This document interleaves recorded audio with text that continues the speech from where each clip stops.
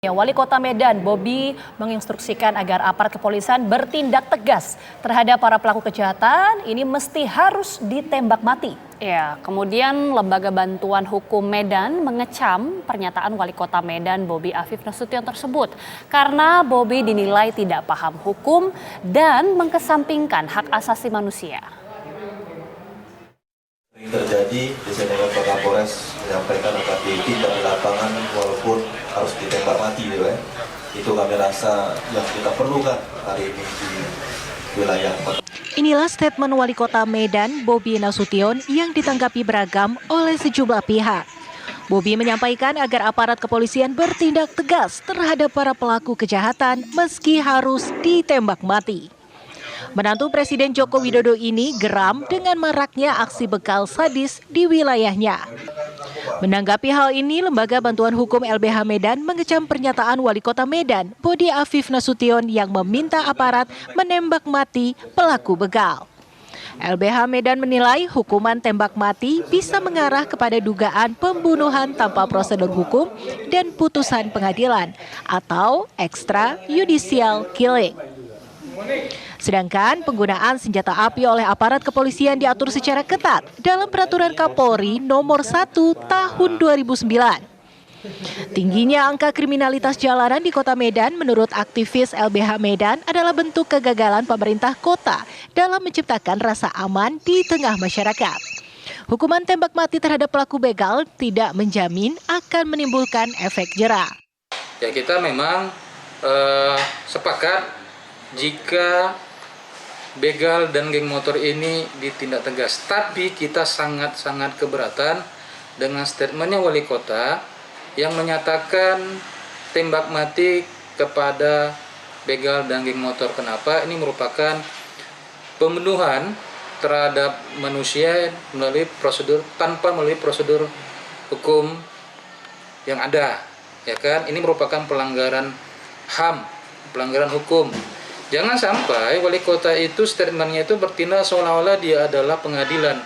Dia adalah Tuhan yang punya kewenangan memutuskan mencabutnya nyawa orang. Ini tidak boleh. Jangan sampai statementnya itu mengarah kepada membegal nyawa orang. Ini juga salah gitu. Menanggapi LBH Medan, Bobi menegaskan tidak pernah akan mencabut statementnya meski mendapat kecaman sejumlah pihak. Bobi mengatakan begal dan pelaku kejahatan tak punya tempat di Kota Medan.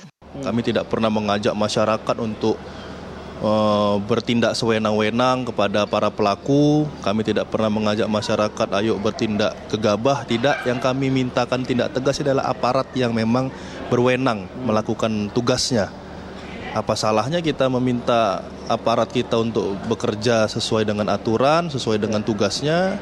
Kalau memang hari ini pandangan masyarakat, khususnya Kota Medan, menganggap kok begal sering terjadi, ini kok nggak pernah ada tindak lanjutnya, tindak tegasnya seperti apa.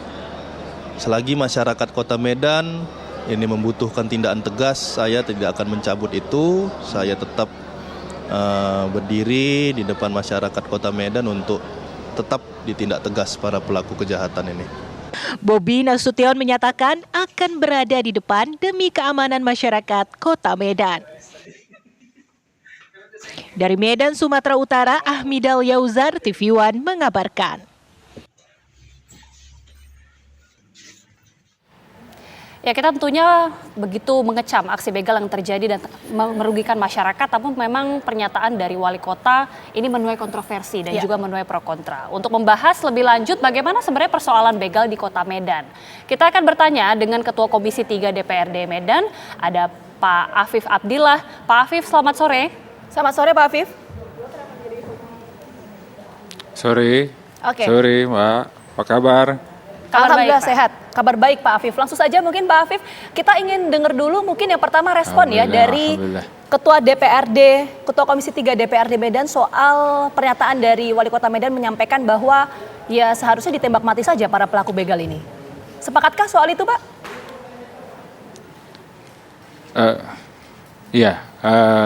Pertama kami sangat mendukung segala apapun yang dilakukan untuk mengamankan Kota Medan, apalagi dalam kondisi seperti ini. Dan saya juga sudah mendengar apa yang sudah disampaikan oleh wali kota kami, Pak Bobi Apip Nasution, yang menyatakan akan menembak mati apabila masih ada begal dan itu dilakukan oleh aparat hukum.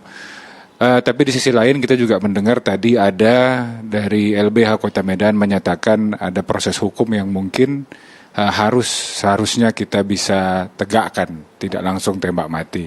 Saya rasa mungkin di sini kami menyarankan juga baiknya status Kota Medan kita naikkan jadi siaga 1 atau mungkin darurat begal, sehingga tindakan-tindakan preventif seperti penembakan dan lain sebagainya yang tegas oleh aparat hukum sudah bisa kita laksanakan. Dan ini sangat penting agar kita bisa memastikan bahwa kita menjalankan hukum dengan baik, tapi di sisi lain kita juga ingin agar Medan ini kembali aman, sehingga tidak lagi resah akan begal. Dan ini saya rasa salah satu solusi yang mungkin bisa kita laksanakan. Dan saya sampaikan kita dari DPRD, terutama dari kami, kebetulan saya ketua fraksi juga di Partai Nasdem, kami mendukung apa yang sudah dilakukan oleh Pak Wali Kota Medan, tembak di tempat, saya nggak bilang tembak mati, tapi tembak di tempat. Oke, Pak Afif. Tapi dengan status mungkin kita angkat menjadi siaga 1 darurat. Itu dia yang harus saya tanyakan, Pak Afif. Maaf, saya harus potong. Kalau Pak Afif menyampaikan bahwa status Medan ini harus siaga 1 darurat begal, ini memang seberapa mengkhawatirkan kondisi di sana? Itu dulu mungkin yang harus dikelirkan ya.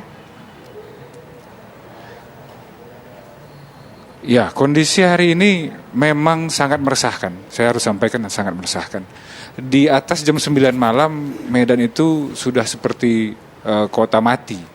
Artinya terutama di jalan-jalan besar, jalan-jalan lintas yang memang aktivitas itu sangat terganggu. Artinya tidak ada aktivitas sama sekali, sangat sepi, dan kita tahu sangat banyak masyarakat yang menggantungkan ekonominya di aktivitas di malam seperti kita ngomong warung nasi goreng, mie Aceh dan lain sebagainya, yang banyak mungkin yang sering ke Medan, sering makan di sana. Ini akhirnya jadi takut untuk buka. Di lain sisi adalah ketakutan masyarakat untuk keluar itu sehingga mengganggu misalnya yang kerja malam, itu kasihan.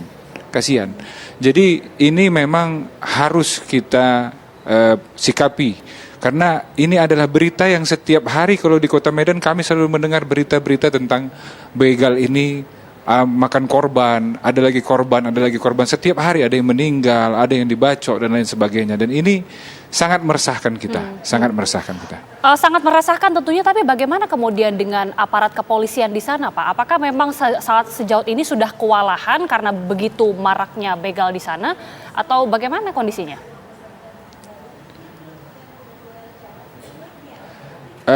Pasti kalau untuk patroli sekarang saya sudah melihat patroli sudah lumayan sering, hampir di setiap titik-titik rawan di Kota Medan setiap malam itu selalu patroli. Tapi di sisi lain kenapa kita mendorong juga siaga 1 ataupun darurat, karena Medan memiliki DTT, dana tidak terduga, yang sudah disiapkan dalam APBD, yang hari ini bisa kita gunakan apabila kita sudah masuk ke dalam kondisi darurat. Pembiayaan terkait dengan pengamanan secara masif itu akan bisa lebih dilaksanakan. Misalnya karena kita sudah masuk dalam kondisi darurat, kegiatan masyarakat berkelompok yang membawa sepeda motor di atas 20 orang dilarang dan lain sebagainya. Ini kan hal-hal yang bisa kita lakukan setelah kita tentukan status kita darurat. Jadi bukan hanya di ujung kita menembak, tapi di sisi lain kita harus antisipasi di mana titik kumpul sebenarnya, terus di mana mereka berjalan, awalnya dari mana, finishnya di mana. Itu sebenarnya kan ada, bisa kita cari informasi tentang itu. Jadi, dan saya rasa kelompok-kelompok begal hampir semua di Medan sebagian besar sudah tahu kelompoknya yang mana-mana saja. Tinggal bagaimana kita bisa membuat satu aturan yang tegas tentang itu dari status darurat kita. Di sisi lain mereka adalah anak-anak sekolah, Mbak. Okay. Jadi harusnya kita bisa mencek sekolahnya itu di mana gitu loh. kita harusnya bisa cek sekolah di mana. Ini saya mohon maaf menambah penjelasan, kita nggak bisa hanya di ujung saja, dalam artian misalnya kalau kita biasa, ini sekarang tembak di tempat, artinya kita amputasi nih, amputasi yang tidak baik. Misalnya kalau kita sakit gula, Pak, kan nggak bisa kita cuma amputasi aja, kita harus minum obat. Kita harus cek di mana, kenapa bisa seperti ini. Begitu juga dengan begal ini. Oke, baik, itu tadi disampaikan oleh Pak Afif. Terima kasih banyak Pak Afif atas waktunya sudah berbagi informasi bersama kami di Kabar Petang.